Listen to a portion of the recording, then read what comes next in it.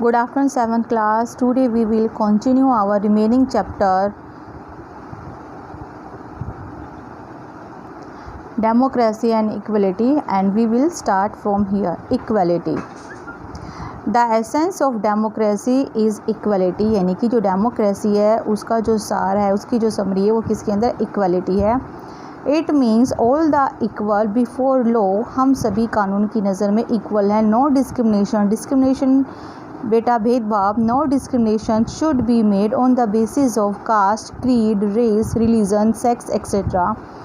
और धर्म को लेकर, जाति को लेकर, क्रीड यानी कि कोई धार्मिक मान्यताएं हैं, कोई रेस, कोई जाति को लेकर, किसी ग्रुप को लेकर, मेल फीमेल को लेकर किसी भी तरह का कोई डिस्क्रिमिनेशन नहीं किया जाएगा. In a democratic country like India, every adult rich और poor irrespective of his her religion, caste और education is free to vote. यानी कि हमारी इंडिया जो है वो एक डेमोक्रेटिक कंट्री है और यहाँ पर कास्ट, रिलीजन या किसी जेंडर को लेकर कोई भी डिस्क्रिमिनेशन नहीं होगा, रिच पुअर को लेकर भी नहीं होगा, और हम सब फ्री हैं वोट डालने के लिए. The constitution of India grant the right to equality. हमारा जो कॉन्स्टिट्यूशन है वो सभी इंडियंस को राइट टू इक्वलिटी मतलब समानता का अधिकार देता है. Equality is given through universal adult franchise. Universal adult franchise के थ्रू हम सबको इक्वलिटी मिलती है. इट मीन्स यूनिवर्स मीन्स सबको, अडल्ट मीन्स वो पर्सन जो कि 18 ईयर्स का हो चुका है, फ्रेंचाइज मीन्स वोट डालने का राइट, यानी कि सभी को जो 18 ईयर्स के हो चुके हैं उनको वोट कास्ट करने का राइट है. Under this system all adult citizen who have attain the age of 18 are given the right to vote. इस सिस्टम के अकॉर्डिंग सभी अडल्ट सिटीजन जिनकी एज 18 ईयर्स हो चुकी है उन सभी को वोट डालने का राइट है. Now various forms of inequality, यानी कि अब पहले हमने इक्वलिटी पढ़ी, अब है इनइक्वलिटी यानी कि असमानता. जो असमानता अलग अलग फॉर्म में, अलग अलग रूप में हमारे सराउंडिंग है, अब हम वो रीड करेंगे. इट इज़ नोन डैट, ऐसा माना जाता है या ऐसा है, डैट अपोजिट्स को exit in the same time. अगर किसी चीज़ की कोई पॉजिटिवनेस है तो कहीं ना कहीं उसकी नेगेटिवनेस भी है. जैसे हमारे डेमोक्रेटिक कंट्री के अंदर इक्वलिटी है तो इन इक्वलिटी भी एग्जिस्ट करती है, यानी कि असमानता भी है. In this way in India too equality and inequality coexist. इसी तरह से हमारे इंडिया में समानता और असमानता दोनों मौजूद हैं. If there is equality in the form of universal adult franchise then inequality is also perpetuated through differences in income. अगर हमारे इंडिया के अंदर यूनिवर्सल अडल्ट फ्रेंचाइज की फॉर्म में इक्वलिटी समानता है तो जो अनइक्वलिटी है वो इनकम के अंदर देखने को मिलती है. इनकम मीन्स कोई पर्सन रिच है, कोई पुअर है. Other form of inequality also exist in India. और दूसरी भी बहुत सारी जो असमानता है वो इंडिया में एग्जिस्ट करती हैं, मौजूद हैं. Social inequality in the form of caste system. और सामाजिक अगर हम इनइक्वलिटी की बात करते हैं तो कास्ट सिस्टम हमारे इंडिया के अंदर is still a major deterrent in the upliftment of rural areas. यानी कि रूरल एरियाज़ की जो अपलिफ्टमेंट है, जो उनको ऊपर उठाना है हमें गांव के लोगों, ग्रामीण जीवन को, तो उसके अंदर एक जो सबसे बड़ी बाधा है, ऑब्स्टेकल है, वो क्या है, कास्ट सिस्टम है. The schedule caste of Dalit have long been treated unequally. और जो शेड्यूल कास्ट से या जो दलित लोग हैं उनका काफ़ी समय से उनको असमानता का सामना करना पड़ रहा है.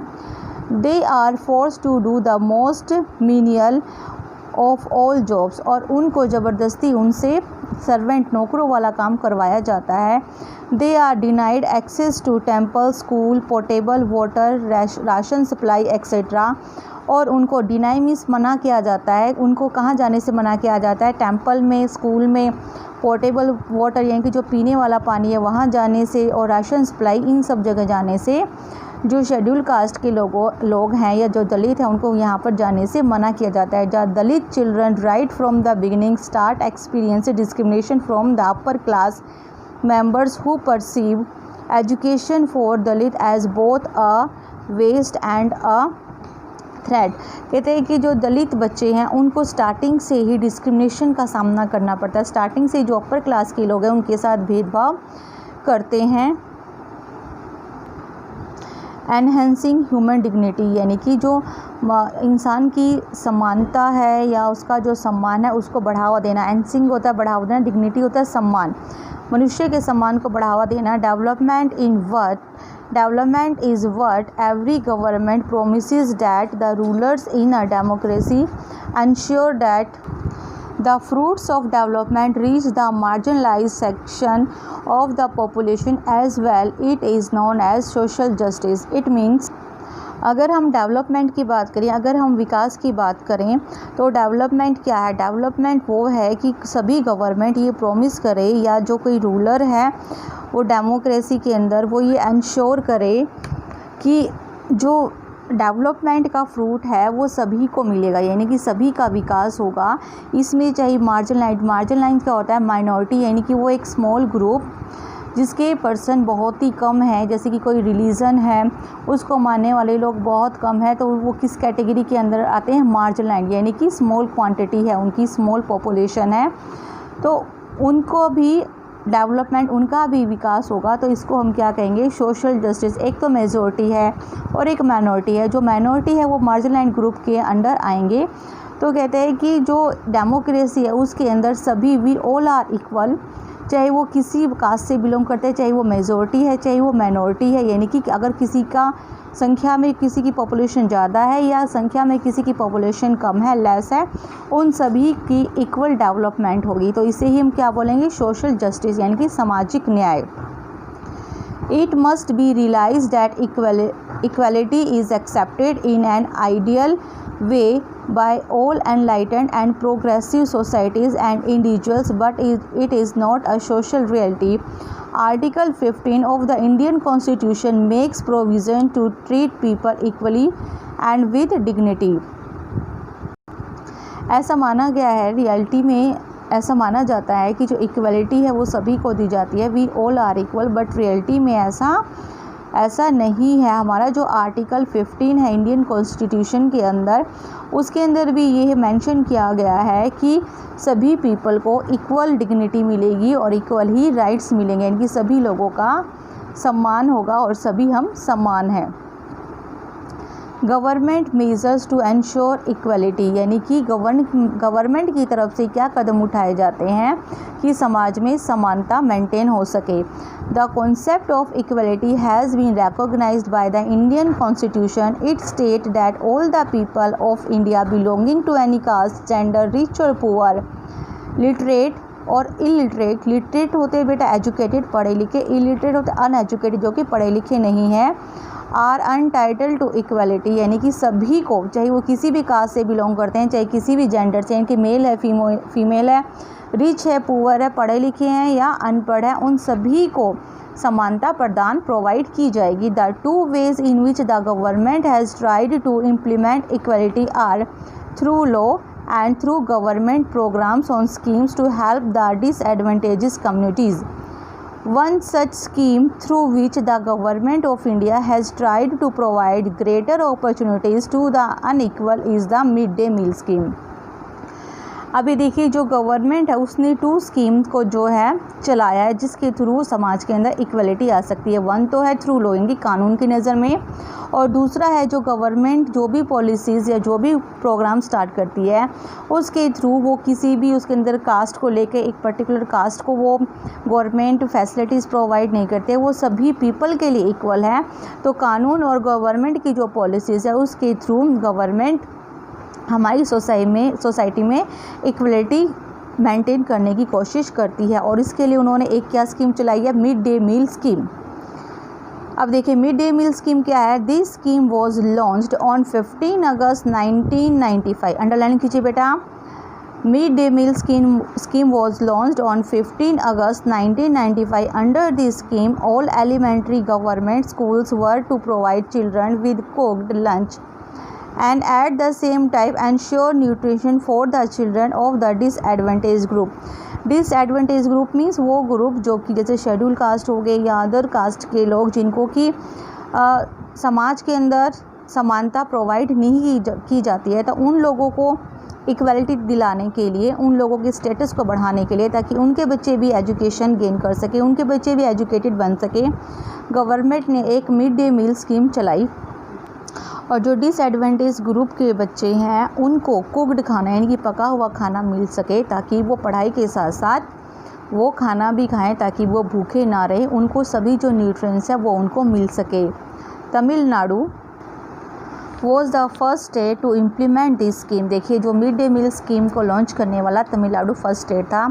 इन a historic order given by the supreme court on 28 November 2001 the court directed all the state government to implement the cooked mid day meal scheme within the next 6 month.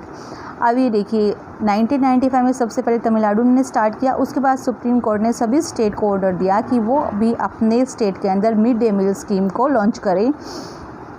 The programme had many positive effect. और देखिए जो mid day मील है उसके बहुत ही positive जो result थे, अच्छे result सामने आए। These include the fact of more poor children have opted for admission and are attending school regularly. इससे क्या हुआ, जो गरीब भूखे बच्चे थे उनको खाना प्रॉपर नहीं मिलता था, टाइम से नहीं मिलता था, वो लोग खाने के चक्कर में कि उनको खाना मिलेगा, खाना खाने के लिए वो स्कूल के अंदर आने लगे, रोज़ वो रेगुलरली स्कूल आने लगे और खाने के साथ साथ उनको पढ़ाया भी जाने लगा जिससे वो एजुकेटेड बन सके। This programme has also helped reduce caste prejudice because both lower and upper caste children in the school eat this meal together। अभी देखिए एक तो इसके अंदर कौन थे, ऐसे बच्चे जो कि गरीब थे, और गरीब बच्चों के साथ साथ यहाँ पर अपर कास्ट के बच्चे भी स्कूल के अंदर एक साथ खाना खाते थे, जिससे क्या हुआ, जो कास्टिज़म को लेकर या पुअर रिच को लेकर जो डिस्क्रिमिनेशन था वो भी यहाँ पर हमें ख़त्म होता हुआ दिखाई देता है। It has also brought a distinct social change. और इससे क्या हुआ, एक बहुत ही समाज के अंदर चेंज आया। Women particularly Dalit women and people from economically disadvantage section have been employed as cook and assistants. अभी देखिए जो मिड डे मील स्कीम थी इसमें किन लोगों को एम्प्लॉयमेंट मिली, उनको किन लोगों को काम मिला, वुमेन्स, वो वुमेन जो कि दलित वुमेन थी, जो कि लो कास्ट से बिलोंग करती थी, उनको इसके अंदर जॉब मिली। और वो लोग जो कि डिसएडवांटेज, जिनको कभी भी फ़ायदा नहीं पहुंचता था या जिनको कभी लाभ नहीं पहुंचता था, ऐसी सेक्शन के लोगों को यहाँ पर खाने यानी कि रसोइया बनाया गया या सहायक, असिस्टेंट होता है सहायक, बनाया गया। Thus in a small way this scheme helps in addressing gender and caste inequality as well. इस तरह से ये जो स्कीम थी काफ़ी लोगों को हेल्पफुल रही, स्पेशली उन लोगों को हेल्पफुल रही जिनको कभी भी कोई एडवांटेज नहीं मिलता था। और इससे जो डिस्क्रिमिनेशन की जो फीलिंग थी, जो पॉलिसी थी, वो भी हमें यहाँ पर ख़त्म होती हुई दिखाई देती है। और ये जो असमानता है वो इस मिड डे मील से काफ़ी हद तक कम हुई है। नाउ बेटा sneak peek, every country needs a government. हर एक कंट्री को एक गवर्नमेंट की नीड है। A government is the body that administrates the affairs of a country. और जो कि वो सभी कंट्री के सभी मामले को चलाती है। A democracy is a form of government where people rule themselves either directly or indirectly through elected representative. Democracy एक तरह की गवर्नमेंट है जिसके अंदर डायरेक्टली और इनडायरेक्टली तरीके से जो लोग हैं वही शासन चलाते हैं। Democracy provides all the citizen some basic rights through which they can give their opinion. जो डेमोक्रेसी है वो भी सभी लोगों को कुछ राइट्स, अधिकार प्रोवाइड करती है जिसके थ्रू वो अपनी राय को, ओपिनियन को रख सकते हैं। In the democracy everyone is equal before the law. लोग कानून की नज़र में सभी इक्वल है। It is the responsibility of all the treat others with respect and dignity. और ये सभी की रिस्पॉन्सिबिलिटी है कि वो सभी को आदर और सम्मान के साथ देखें और उनके साथ इसी तरह से व्यवहार करें। A democratic government should respect public opinion. Democratic government को जो पब्लिक की जो ओपिनियन है उसकी रिस्पेक्ट करनी चाहिए। Human dignity is a core value of democracy. अब देखिए जो मनुष्य का सम्मान है उसी के अंदर ही डेमोक्रेसी निहित है। न्यू टर्म्स देखिए, democracy a system of government in which people participate in election process and choose their representative. Democracy क्या है, एक गवर्नमेंट का सिस्टम है जिसमें लोग पार्टिसिपेट करते हैं और इलेक्शन के थ्रू अपने रिप्रेजेंटेटिव को चूज़ करते हैं। Equality the state of being equal It means we all are equal. It is the responsibility of all the treat and respect the dignity. वही है कि हम सभी एक दूसरे की हम यहाँ पे थे. Monarchy a form of government with a monarch as the head.